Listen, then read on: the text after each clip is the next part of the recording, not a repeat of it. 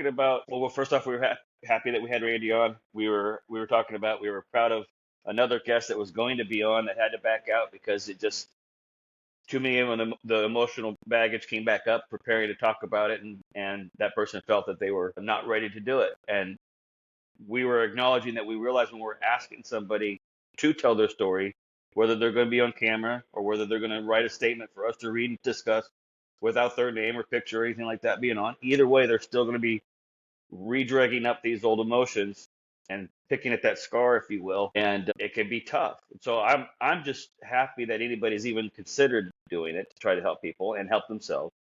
And we completely understand if something comes up out of it where it's like I just can't do it. We talked about it this morning. We kind of feel the same way. Yeah. We feel a little attacked by evil and darkness at the middle of the night, like to try to not get us to talk the next morning. We both woke up today knowing we might record a little bit, and we both woke up late. We both woke over a little out of it with our mindsets.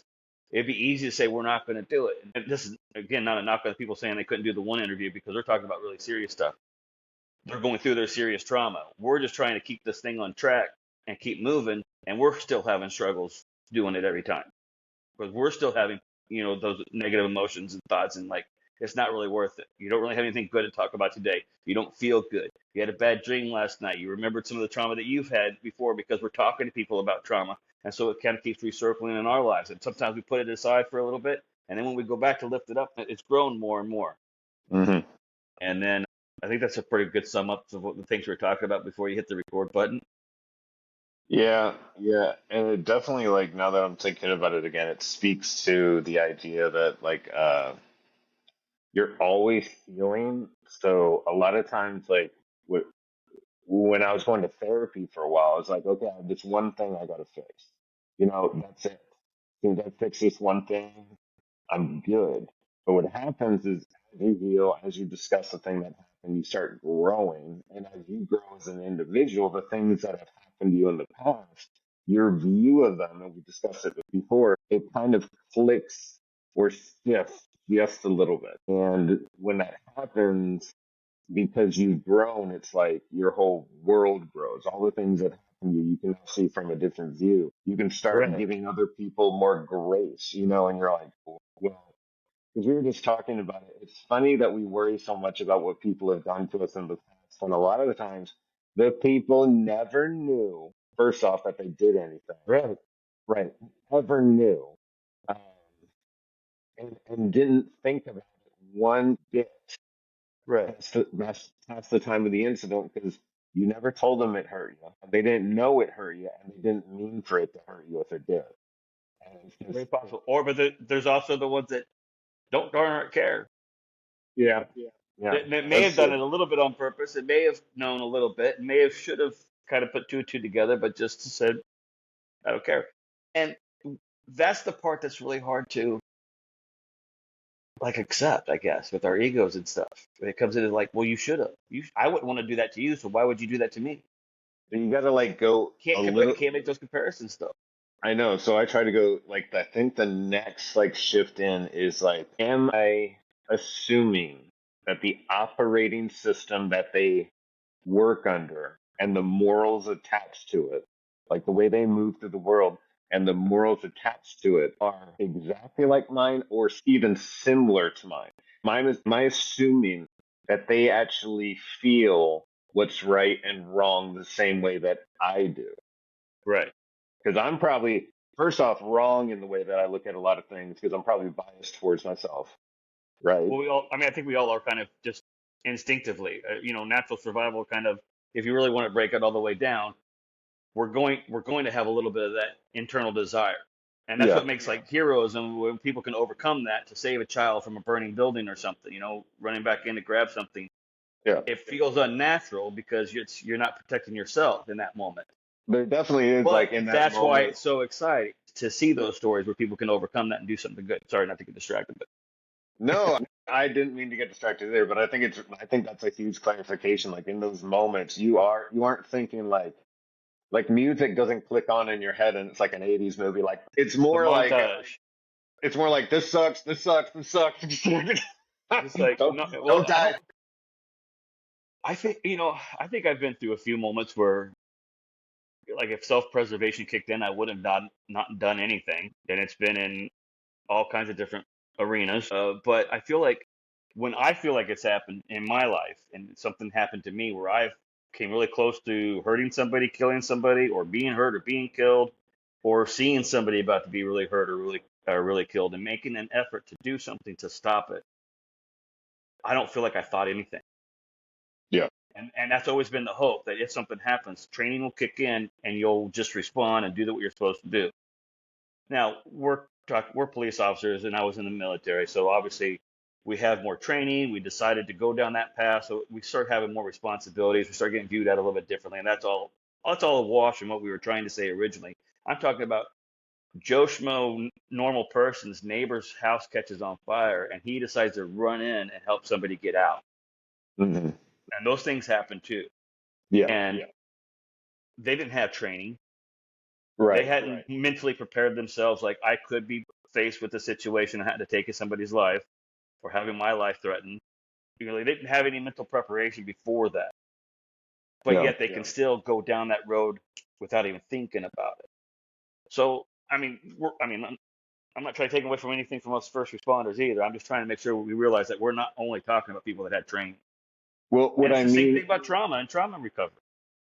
I think what I mean is like a lot of times I think that we think that heroes don't have fear.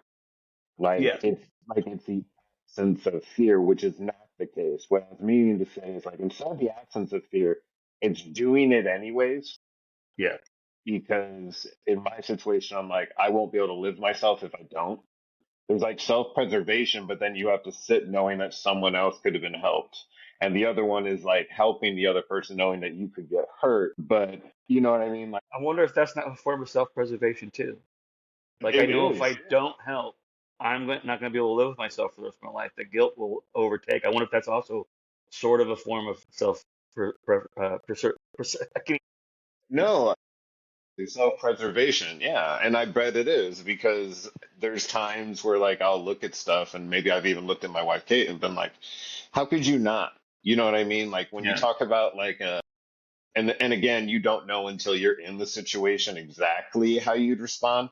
But you hear about like we talk about like student resource officers who are in a school when a shooting starts and they don't respond to the shooting.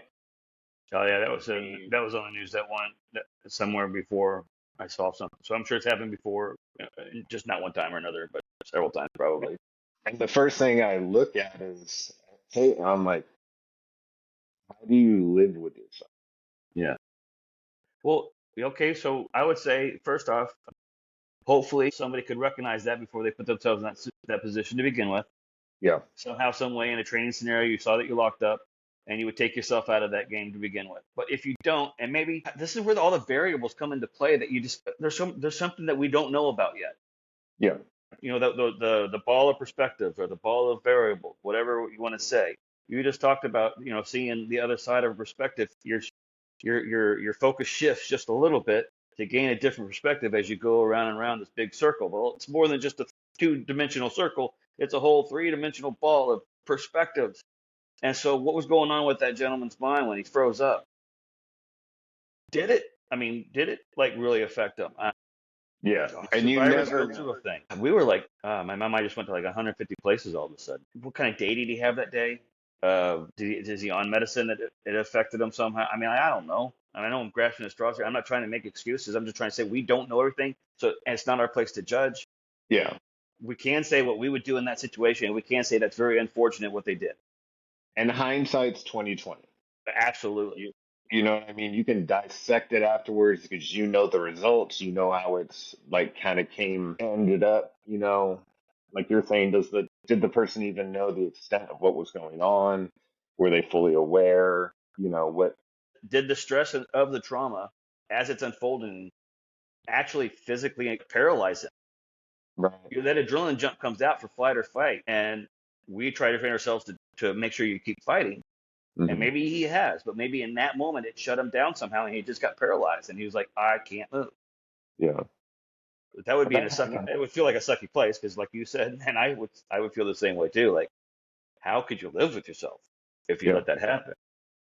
but I'm not in his shoes. I don't know all the other variables, and more importantly, it's not my place to judge him. That's somebody else's place. Right. Whether it's by the laws of the land, I'm not a judge on the law, so it's not my place to judge him there. And spiritually, I'm not.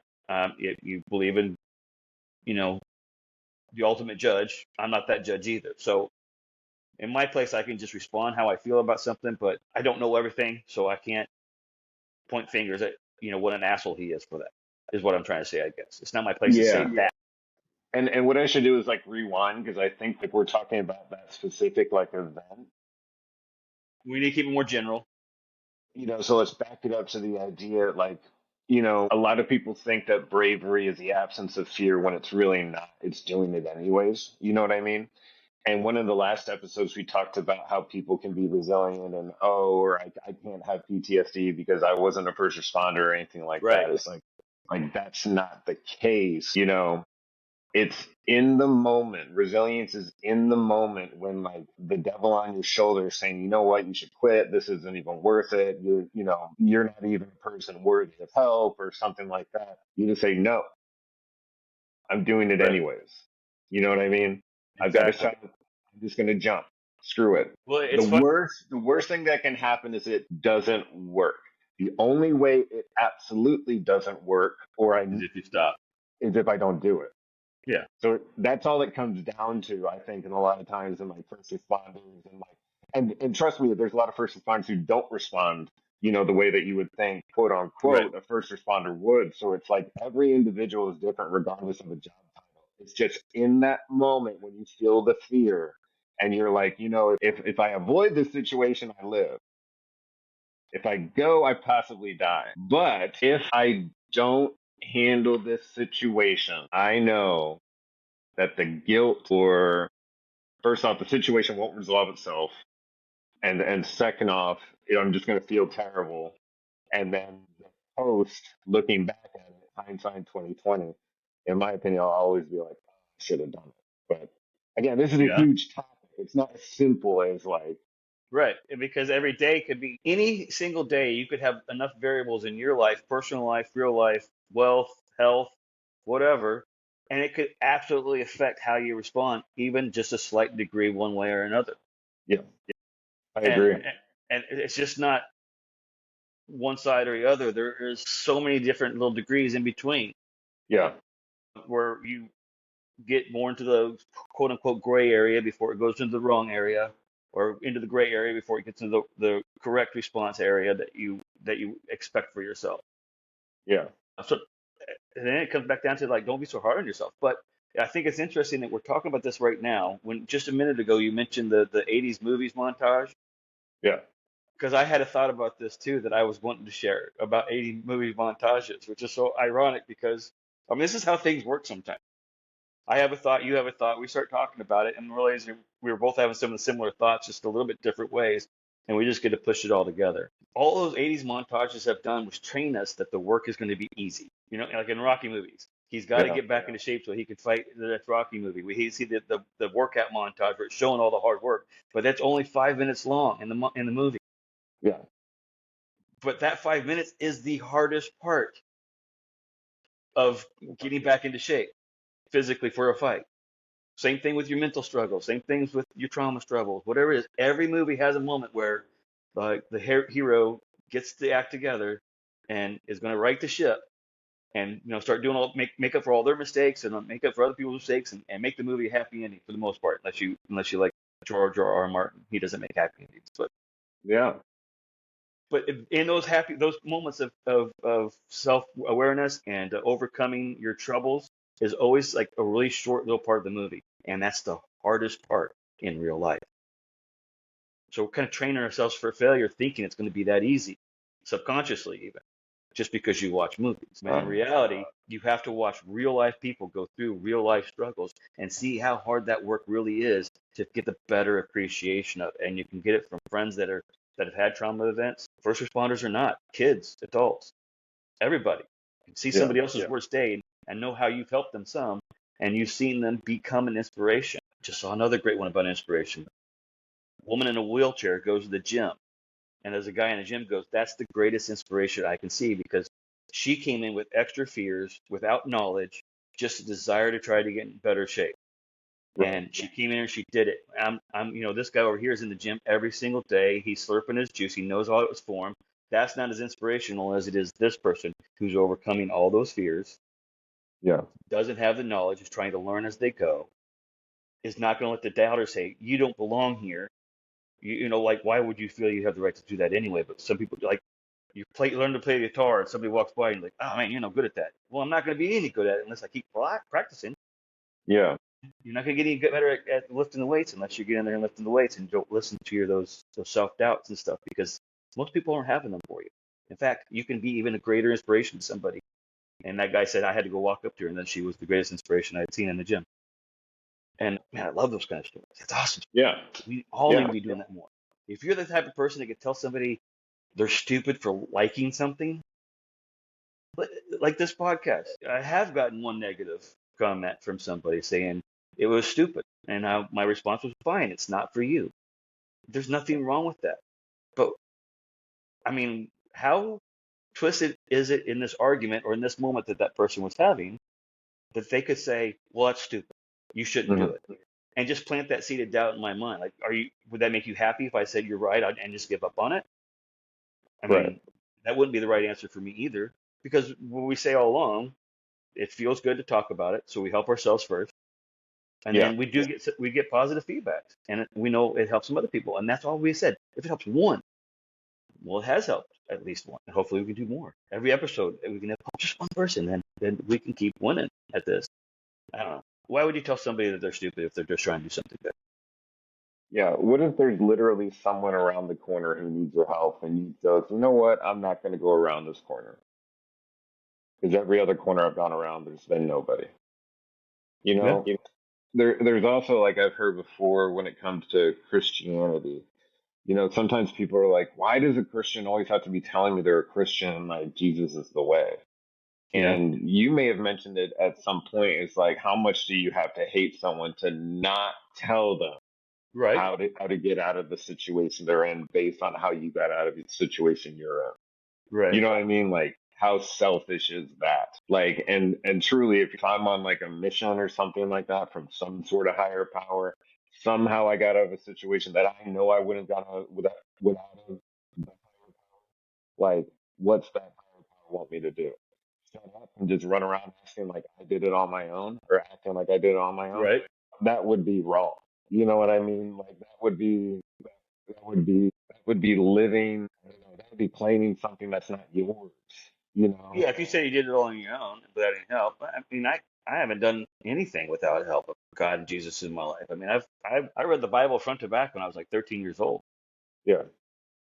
I was going to church actively. I was in a youth rock band. We went around to different youth centers from the age of like 15 to 18 range, where we would just go to different youth centers all around Topeka, Kansas. I guess maybe 16 or 17 range, probably before, somewhere around that way. Were you on? But, Were you on that? we wrote our own songs. We did some covers of different, Rich Mullins and Stryper and all them other Christian rock bands and stuff. But and I struggle with this one a little bit too, because it makes a lot of sense. How much would I have to hate somebody not to want to share the goodness of Jesus? Right. But you can give glory after you get your acknowledgement or your accolades, and you can say you got it because of God. What ended up, I don't know. I guess what ended up turning me away from being that way is it came. I could see how it came off preachy to some people, and it turned them off. Right. But at that time, we were also like, they were like, hey, let's just go door to door and tell people about Jesus. Well, okay, are we crossing the line now? Well, no, not if you think that, what kind of person you have to hate people to not tell them. And if that's your perspective, then yeah, you should be knocking on every door. Right. But some people aren't going to be receptive to it. That's my only point.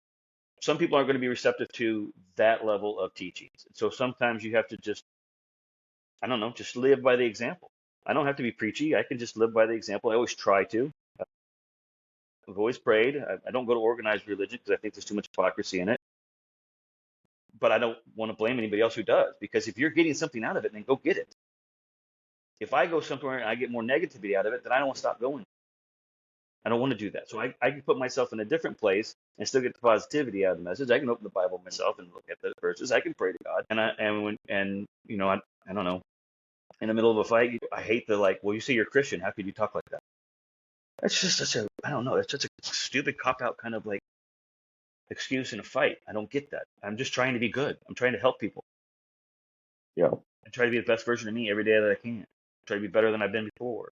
I try to be closer to my relationship with God because I know I've gotten away with it because I went through such serious depressions and struggles with, I went into that typical mode. If there is an all-knowing God that loves everybody, knows everything's going to happen, then how could he let kids with cancer, whatever bad things happen to people, how could he let those bad things happen? So I very much became a little bit cynical inside with my responses to how I viewed life and my faith and my spirituality because seeing some crappy stuff in the world. 3 different deployments in 3 different parts of the world. I've been a civilian police officer in 2 different states. I've been a military police officer in a couple other places too. Yeah, you see some things and you hear things and you see other people go through things by proxy. You can relate to them. I mean, I'm a very empathetic person. So when somebody does talk about having a kid with cancer, I'd be like, yeah, I get it. I don't know the answers. I can't. I'm not prepared to give you those answers. I'm not the writer of those answers. But I've come to one conclusion about it. We are here to try to enjoy life, to make the best out of it, try to help others. We're here to praise Jesus. We're here to praise the creation. We're here to just focus on positivity and love. When bad things happen, it's not necessarily because you've done something wrong. So we got to get out of that kind of mindset. And if there really is an eternity, then the short time that you live on this earth, whatever struggles you go through, if they're supposed to try to guide you towards the light and towards the right side of, truth and love and peace instead of hate, anxiety, and fear, if you're trying to guide you that way, even by going through things of fear and anxiety and hate, and going through troubles and going through things that are unspeakable and unimaginable for like child cancer, there's a plethora of others. I'm just going to keep saying that so you understand. I mean all of those things. Mm-hmm. And if it's the goal is to try to guide you into getting through shit creek and becoming out on the other side a better person and more equipped to not feel as bad the next time a bad day happens and maybe even help somebody else get through a bad day, then we've joined community, we've joined love. And if time on earth is nothing more than just to get us to that point, then yeah, I can see where that from that perspective, that creator, that God would be like, I just put the ball in motion. You guys are supposed to respond to all these things. You're supposed to, be the community ants that come together and does everything for the right reasons. Yeah. So, and that's a really hard perspective to get to, especially Yeah. when you had some trauma. And it's going to be even harder for people that's had those really serious traumas that I would talk about. I don't have a child with cancer. I can imagine what that's like, but I don't know. Right. And that's another worst thing. When you are going through depression, having somebody tell you, I know how you feel. Do you? Right. A buddy I talked to from Colorado had a bad motorcycle accident, broke his back. He's going to counselors about depression and stuff years later after he's healed up. He's in a wheelchair. I know what you feel like. Do you now? You're not in a wheelchair. You can't tell me how you know how I feel. So we have to be careful of that kind of stuff whenever we are talking to people about their therapies and their traumas. Yeah. We understand trauma, but I don't know exactly how you feel right now because I didn't go through your things. I didn't walk through your footsteps. Yeah. Or where you are now in the road. Because Right. because as a person, and I know you could probably say this, like a person's only going to be able to use the tools you're offering is when they're receptive to take them. Like Yeah. I was being told for the longest time, you should do this, you should be doing that. Or I know a lot of it too was like someone trying to come to me and be like, I know how you feel. And the first thing Right. in my mind is like, no, you don't. Every night I'm borderline wanting to end it. Where have you ever been on that? How can you tell me? And there was this wall that was just straight put up. And it wasn't only because I didn't believe you, it's because I'm just trying to survive. Like Right. I'm literally treading water and I figured out just the right way to tread. And now you're telling me a different way or that the way I'm doing it could be adjusted. And you're just like, shut up. You know what I Yeah. mean? You don't know what you're talking about. But what happens is you're over there treading the way you're treading. You're like, eventually you're like, you know what? If I keep doing it like this, I'm not going to survive. So I'm either going to have to adjust. What was that one person saying? fine. And then for me, it was like that one person said Jesus. And I was like, fine. Jesus, if you're there, I need your help. I need you to show up now. And then somehow something happened. And I was like, huh. And I didn't tell anybody. I didn't want to tell anybody because I'm very much like, I'll handle my own stuff. You just the rest of the world stays over there. I'll handle my own stuff. Thanks for all your, your nice and, messages and all that kind of stuff. But you don't know what you're talking about.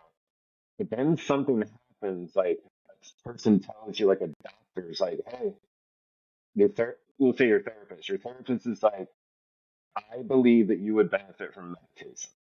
And you look right at her, and automatically the response is, how are you going to tell me to sit and be quiet when I can't even stop thinking about this one thing? I can't stop thinking about it to the point I can't go to work. I'm having trouble with relationships in my life. I can't sleep at night. How are you telling me to meditate? But eventually you get to the point you're like, I'm not going to make it the way I'm doing it. Maybe I'll try it. So I like hid and did meditation without telling anybody. And then And it worked. like a week later, I'm like, honey, this is what I'm trying to do. And it seems like it's working a little bit. It's probably BS, but I'll try it. And then like I tried a little bit more. And then eventually I walk into the therapist and I'm like, so I've been meditating. And she's like, how have you? Because she knows it's going to help. Right. Well, And yeah, but hopefully she doesn't let her ego get up too far, out there, because then that might shut you down too. Like, oh, I told you so, I told you so. It can be just, I don't know. For me, it can be, she didn't have to say I told you so because I was already playing the part of like you don't know what you're talking about. So I've already created that game in my head. And now I have to yep, come and be yep, like, yep. okay, well maybe you do know what you're talking about. Again, an example if she doesn't even know where my head's at. She doesn't know I'm playing this game like a your BS. I'm doing it the only way that's possible, like this whole thing. And she's trying to give me crumbs on like maybe if you try this, maybe if you try this. And you're right, she didn't a good therapist won't come at you ever in a condescending way. They'll be like, really, like excited for you. Yeah, Tell me hopefully. about it. But You you got to know? feel that. I got to feel that when you're saying it to me. Like, I don't know. But I mean, like, you even just summed up the whole, that wall just goes up because you're not ready. Well, you needed a little bit of time. You needed a little bit of a shift in your perspective. And eventually you start getting more angles. Like you said, the shift in the angles. You start seeing things a little bit differently. You start opening yourself up to trying something different. Once you start making your way around that circle, what you don't have to believe exactly what the opposite opinion is, but you can understand it in all the situations and all the things we're talking about, serious, non-serious. Or at If you least can really start opening up your perspectives, yeah. just understand another side of the fence, even if you don't agree with it. And man, could we use that right now with all the polarizing things going on with sports and politics? And Right. Or even just accepting the fact that there is another way to see it. yeah, Even if you don't understand it. Because a long time for me, I'm like, show me. I'll like show it to me. I don't have to like totally understand it, but I understand as long as I understand like the concept. But that's building a little bit of a wall. If I don't understand the concept, I'm almost like dismissing it as like whatever you're doing is BS and it doesn't exist.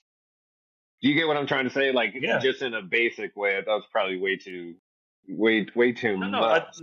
that was a good point. Like, not only you don't. Well, I was trying to say, like, you just, we're kind of saying the same thing, just a little bit Yeah, different. yeah, We're yeah. I agree. acknowledging that there's another opinion, even if Hmm. it's not the side that we agree with, even if it's the Yeah, exact opposite of what you believe. yeah, So obviously, religion to non-religion. yeah. That's I a good believe in example. Jesus. You don't. I can at least acknowledge why you say you don't. I can Right. understand that there's an opinion there. I don't have to agree with it. Hmm. Which is a funny look. If there is no God, then there can't be any atheists. That's true. That is true. But Well said. it doesn't have to be it doesn't have to be the biggest reason we can ever think of as a human being. Why are we here? It doesn't have to be that topic. It can be a work topic, something small. I think we Yeah. should approach this project this way. Well, I think we should approach this project from this side. You should be able to see each other's sides and take the best out of both of them, push away the bad out of both of them, and make one really good idea that you guys can do as a team. Yeah. And with the only you're only working with two heads. Like you always have to remember that. I'm trying to remember lately that really all I know is all I know, and really I don't know shit. Right. You know? So The it's more I so learn, the cool. more I realize the more I learn, the more I know I don't know anything. Otherwise, your whole life you wouldn't be going. You know what I mean? Like every time you're like, okay, well, maybe I'll open the door to that concept, and you're like, oh, it's The light almost bulbs like, go off. yeah, light bulbs go off. You're like, the world isn't flat. You know what I mean? Because you finally see like from a Careful, high people still elevation. think that way. Careful, people still think that we don't want to we don't polarize the flat earthers.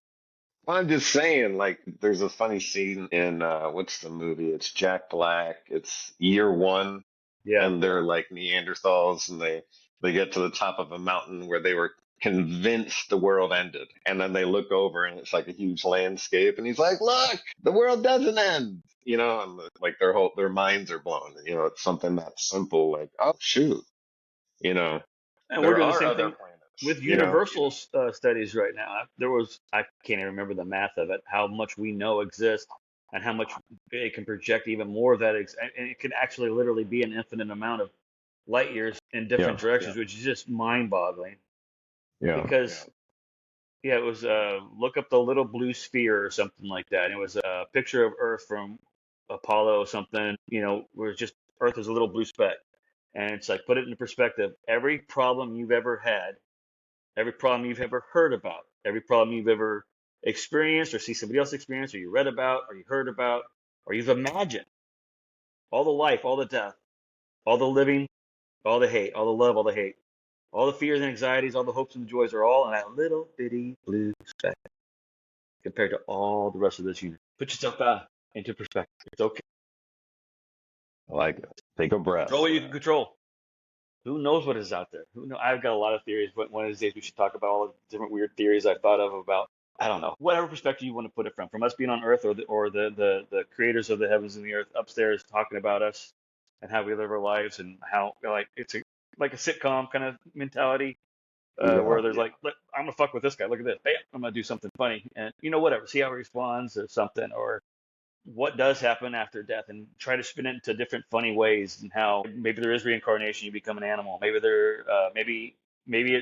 is a reincarnation level where you just continue living through all of your relatives, and so as you get older and more relatives pass, more relatives are joining your side of your life and helping guide you, and they're getting to live through you. So like they lived hard lives, did a lot of hard work, but now they're getting to live a little bit of an easier life with an actual hot shower and all that. So they get to experience all the little things that happen in life too. And then when we pass, it's going to go on with our kids and our grandkids and our great grandkids, where we're going to get to experience how things keep going. Now this is a really fantastic idea, but I'm just making shit up. I'm just, no, wouldn't it be funny if it worked that way? Could you make it like a movie or a show where it worked that way? I think about making it like a movie because there's also a thought that when we die, I said something to when I was younger, like, what happens when we die? And I think it was my mom or one of our pastors, youth pastors, said something like, well, first off, there's going to be like a judgment day where we get to see everybody's lives. So basically, we're just going to binge watch everyone's lives and see how they go, how it works, see it from God's perspective with all their intentions and reality, and how they responded poorly and badly, how they recovered from it, how they readjusted their footwork and got better or didn't get better, and then so it's like no wonder we like binge watching TV shows. We're just preparing ourselves for what happens up there, right?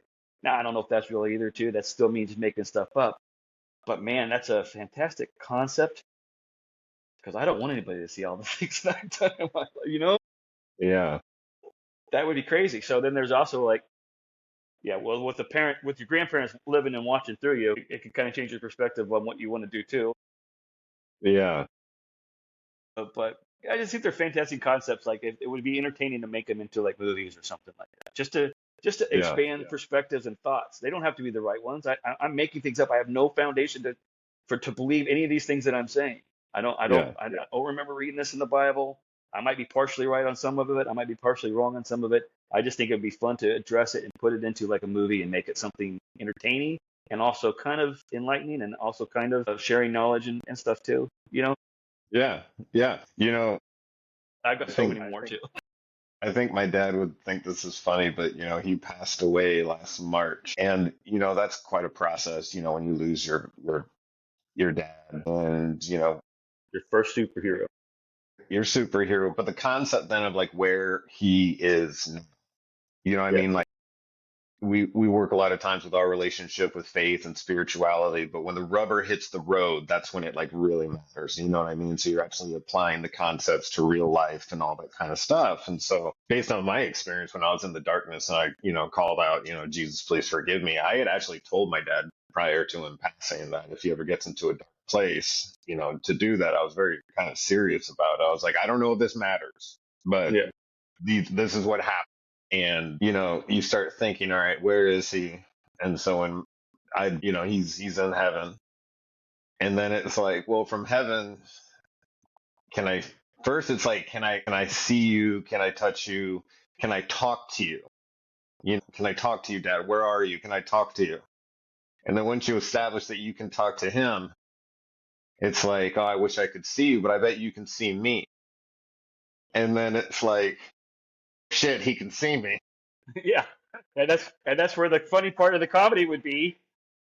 Dad looking down at your grandpa looking down at you and go, yeah, I can see you. Stop fucking masturbating so much. Whatever funny way you want to take it. Is there a veil Yeah, I can yeah. pull? Or Just stop it with that porn thing that you keep like watching. It's not good. I don't want to see it anymore. Can't like, believe you're into feet like that or whatever it is. is there a pause button, or is there like a schedule that you're on Right. that is there a Yeah, certain time you're watching me, or like I just think it would be really funny concept to take like somebody really smart out there in Hollywood. Please hear this and please run it. Paul Rudd, where you at? Come on, do something with it. there's There's probably a like comedy goal in here somewhere. I know there is. I know there is. your This relatives actually are brings me up sitting. to another thought about something I heard that I want to make sure I share with you real quick. Do you Go know for why it. it's so easy to fall victim to sins of the flesh? Whether it's food or sex or anything, alcohol, any of the addiction type of things. Why is it so easy to fall into the traps of sins of the flesh? Because your flesh isn't going to go with you when you die. It doesn't care about your eternity. It wants what feels good right now. And that Yeah. cigarette feels real good right now. That coffee feels good right now. That alcohol feels good. That marijuana, that sex, that whatever. Even in No, I'm with adrenaline, you. we can be addicted to adrenaline in a bad way. A sip of coffee. That's hilarious. Um, yeah, I totally Everything's agree. everything's okay in moderation. It's when it's taken out of moderation. Too much water can kill you. You can literally die from water poisoning if you just keep chugging water, and don't process it down enough. So too much of anything can kill you. And I'm not trying to say something bad with coffee, but if you just sit there drinking coffee all day long, that caffeine is not good for your body, processing your body. It can end up being more harmful for you than good. So I just use this as an example. You can be addicted to it. It can still be something your body craves. Your Yeah, body it's craves it. It feels that desire for it, that temptation for it. We fall victim to it. But your you skin said it doesn't care. before. Pleasure seeking behavior. And to me, that Yeah. really clarifies. It's like, oh, it's beyond just substances. It's just things that, like, in a way, take you away from your moment right then and there. Like, so you And just the get endorphins that gets released in it too, that make you feel yeah, good, that make your brain feel in a happy place, and you get used to it.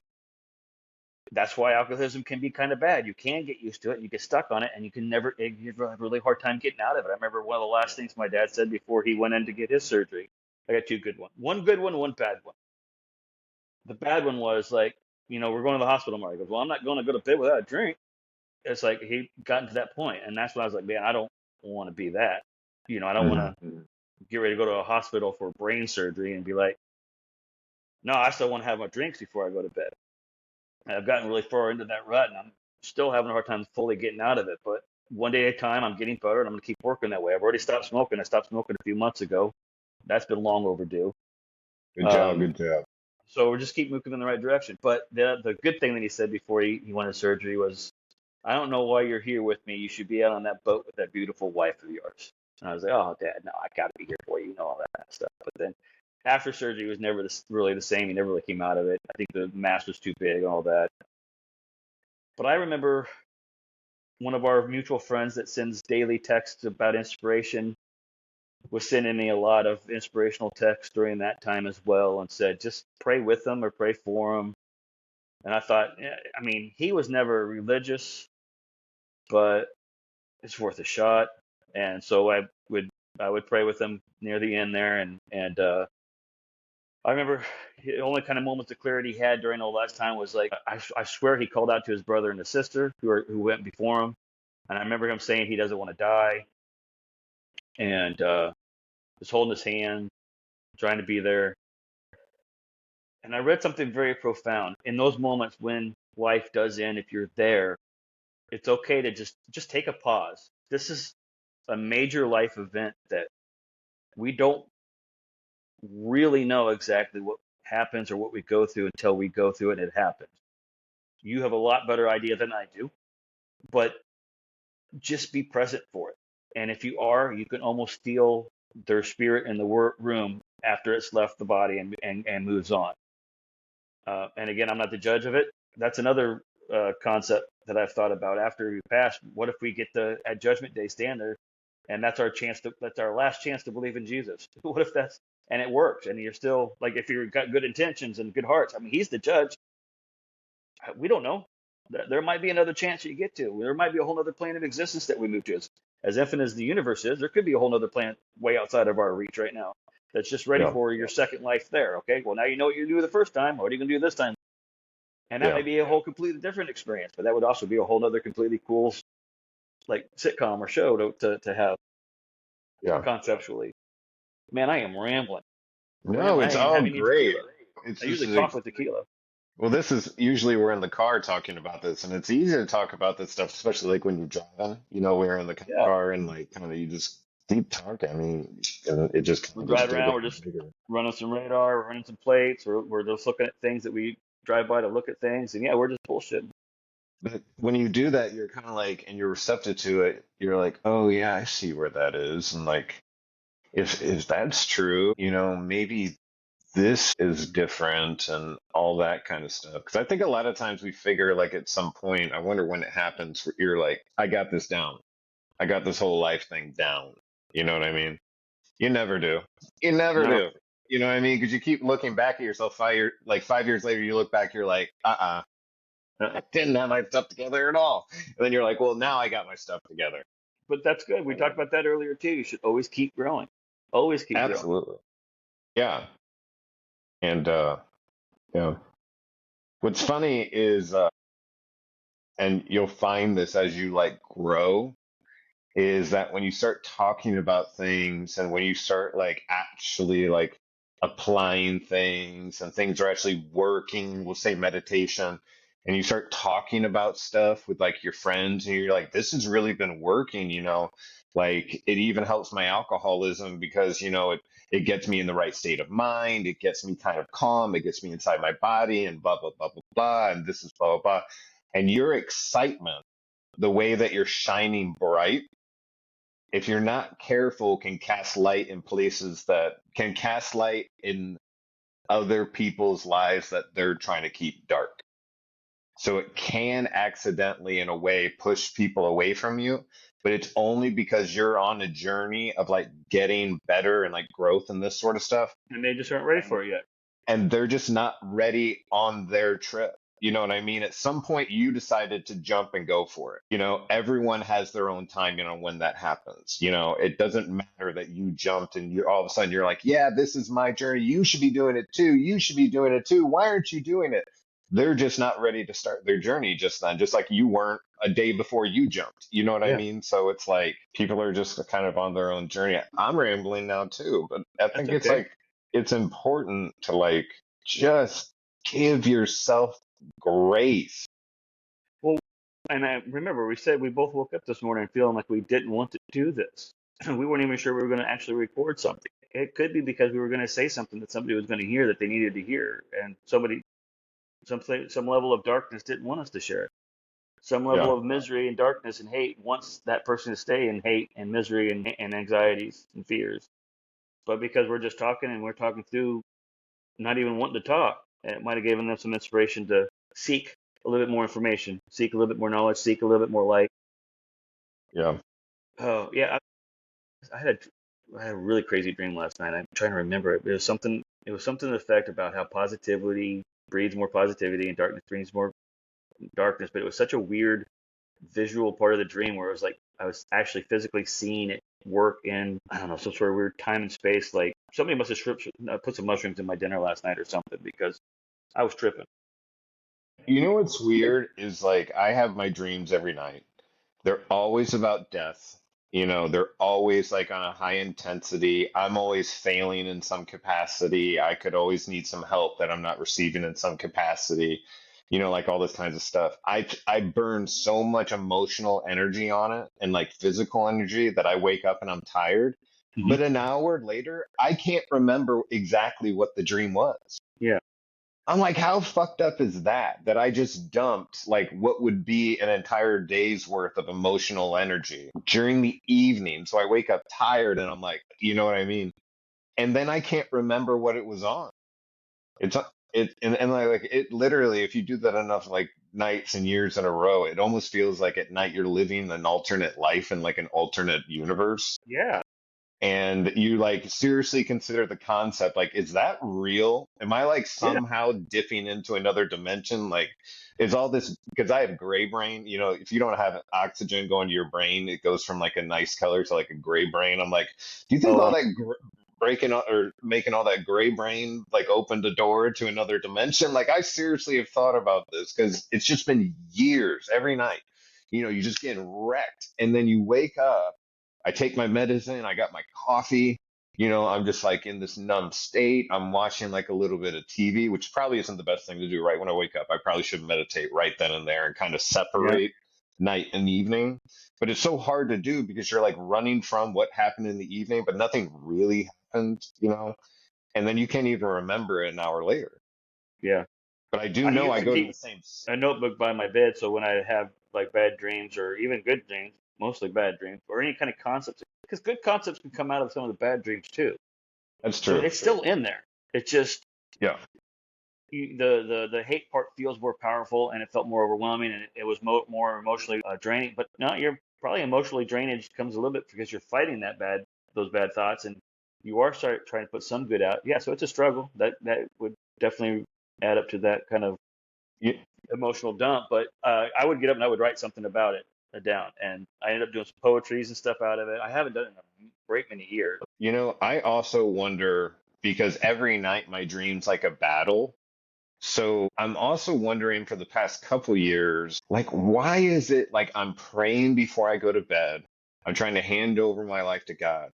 But in my dreams, I never call out for God. I never ask for God's help. I don't know what it is. You know what I mean? And It's a deep-seated rooted fear and anxiety that there is nothing after, and that was all just a like a dream or something. man, I don't know. I don't understand. Like, It's subconscious there, I'm like telling probably. myself before I go to bed, I'm like, call out to God. Like, don't fight. Stop fighting. You something you said just like made me think of that. Like, why is it every dream is a fight? Why do I even choose to engage? Like, why can't I Yeah, just be like, that's the part you got to try to train your brain to not engage. And oh man, just be like, you know what? I'm not playing. I quit. I'm not playing. No more. Even if you want to beat me, just beat me. I don't care. Like, I'm not fighting. I'm not fighting anymore. Like, that's it. yeah, who was it Keanu or was it somebody else that said some actor, maybe Jim Carrey? Somebody's like, I gave up on fighting with people. You think 1 + 1 = 5? Fine, you're right. Have a good Right. day. Because they could That's actually believe awesome. it. Can you do that to yourself with these Yeah. fights at night? You're gonna have to try. I have to try. That's a good perspective way to put it, though. I appreciate hearing it from you because it definitely kind of gave me one more click on the perspective table. Yeah. That's all it is just these constant clicks. And every time you click, you really realize if when you really accept the click, especially if it goes against something that you predisposed before, you're like, man, it's just easier to realize I don't know shit. And one of my key prayers now isn't to protect me from the world, it's to protect me from me. I'm usually the source of all my problems. Oh, I absolutely. really, I really am. I'm the one who's like I'm running over shit in my head. My mind's always going. It's constantly running Over over problems, analyzing.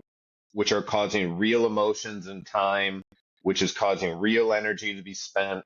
which Yeah. means I'm like a little frazzled just a little bit more in my real life, which causes me, if something runs into me at the wrong day at the right time, I respond in a certain way. And obviously, when I look back at it, hindsight's 2020, and I'm responding way out of sorts and scale to what's going on, and I'm just like, what the hell is going on? You know what I mean? It's just like continues to be a whirlwind.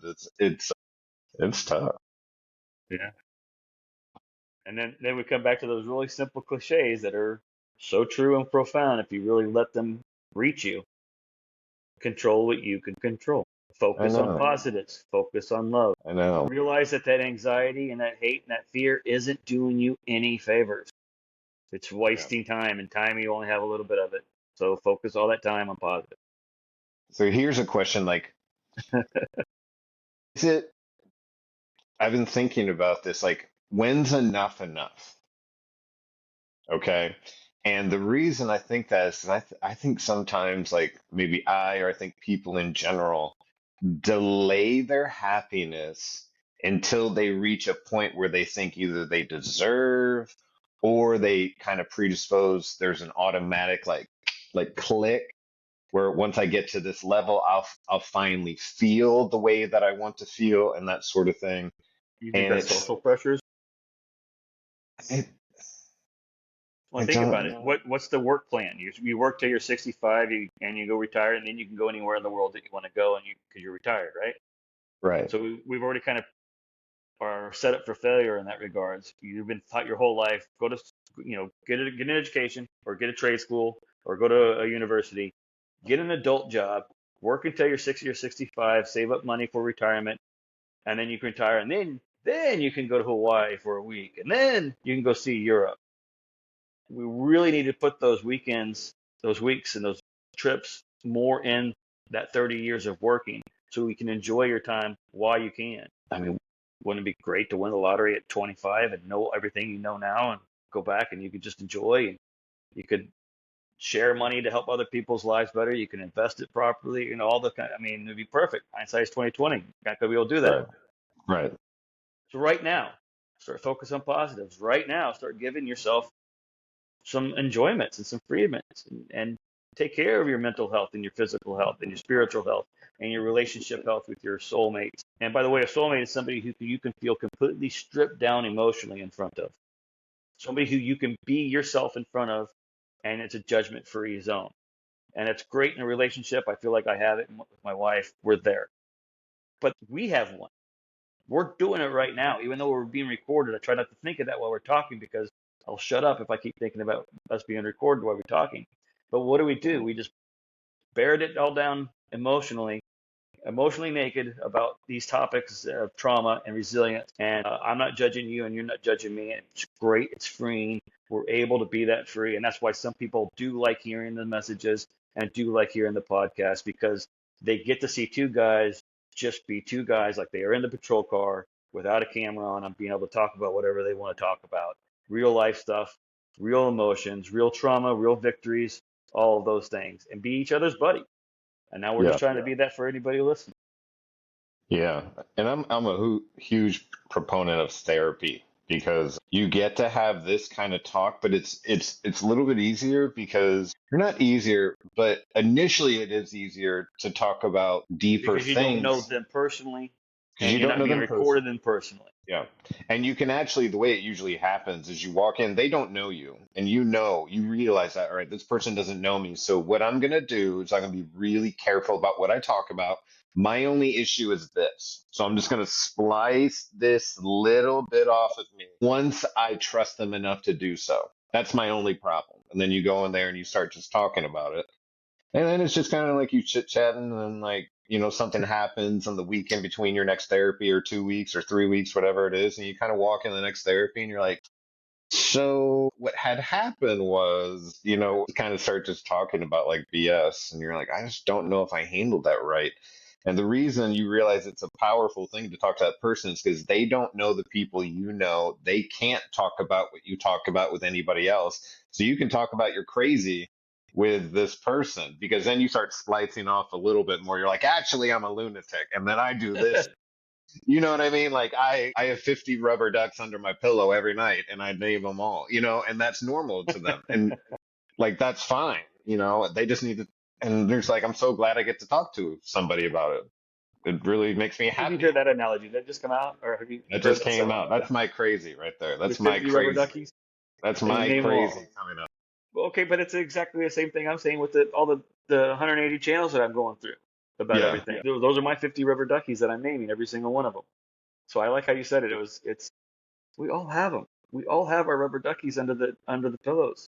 We all have our bad day. Your worst day ever is somewhere in your life. It's happened. It's How did you handle it? How did you feel about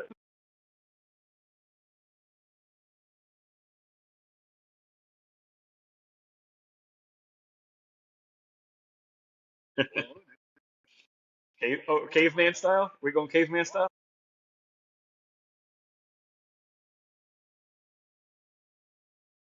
You do a really good caveman impersonation, by the way.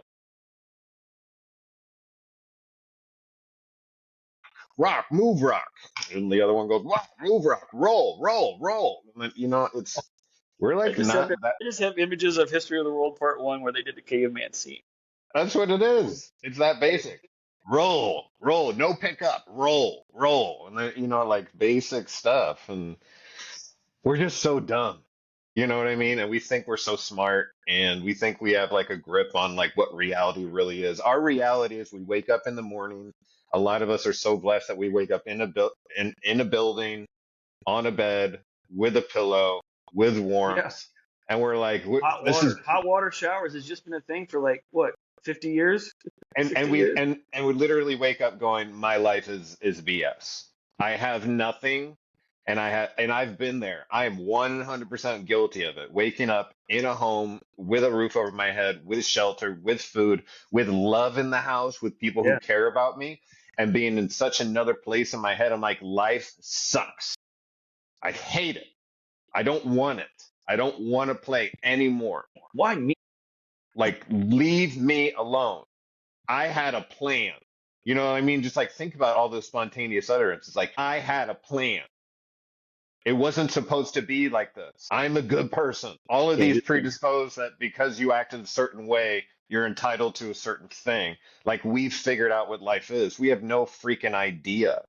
One plus one doesn't always equal two in life, you know? And that's like that we're gonna have that Jim Carrey response. Like, if you believe in your life and the people around you in your life believe one plus one is five, then one plus one is five in your reality. Or in their reality. Let them have it. When we Is discuss that what you're saying? math, yeah, when we discuss math, and I'm like, I need you to go to the store and get 5 loaves of bread. You're gonna go, how many is 5 loaves? I'm gonna go one plus one. And you're gonna go, oh, five. Okay, I'm gonna get five. So they come back with two. I don't know. And that's the evolution. Then they're like, no, one equals 2.5. You know what I mean? Then they like break down. They're like, okay, well, it's Okay. five and then Well, that's four 2.5. perspectives, right? Exactly. So it's like, but who's wrong? Whose place is it to say you're wrong? Exactly. Like, who the hell are we? You know what I mean? Like, and if you really think about it, like, it's really scary sometimes. Like, and we'll just talk about like laws, or we can talk about like for the longest time in the public schools that I went to, like the high school, you could wear a hat, right? And one day, the principal decided no one can wear a hat anymore, Everybody wanted to wear hats. and then everyone wanted to wear hats, and then it changed. But it was like it was one person's personal opinion that students shouldn't be wearing hats. So he basically saw it Yeah. as, well, everyone should follow that rule. And everyone's like, well, we don't see it that way. You know what I mean? So it's like you got people with their individual personalities, traits, and perspectives thinking that life should be a certain way when other people don't have those personality trait or perspectives. And they're like, I don't want to do that. Yeah. Do you get what I'm trying to say? Like, who's Yeah. Be wrong? yourself. Nobody's Yeah. wrong. Be yourself. Be Yeah. unique. Don't You know, I, don't fall into the trap that you have to do things this way or that way because you were told to do it or somebody else did it or.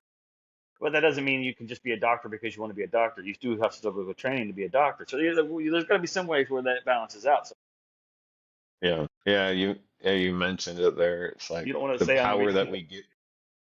say No, I was we gonna go say get a the doctor, power and the that next we thing you give know, the you're downstairs world. cutting up bodies and stuff because you can't go to school. But I want to be a doctor. I just had a flash of like, oh, that's horrible, horrible advice. That Make sure is make that sure we is get true. this balance in here. They got to get the balance in. Gotta get the balance in. Yeah. So you were saying I interrupted you. No, it's all right. It's just very interesting perspective. We should dive into that more Every because once in a I while want to you do like have a whole those. episode just talking about why I say ball of perspectives. I think I've thrown hints and stuffs here and there, or talked about it with you offline once or twice, but I don't know if we've actually put it in the episode.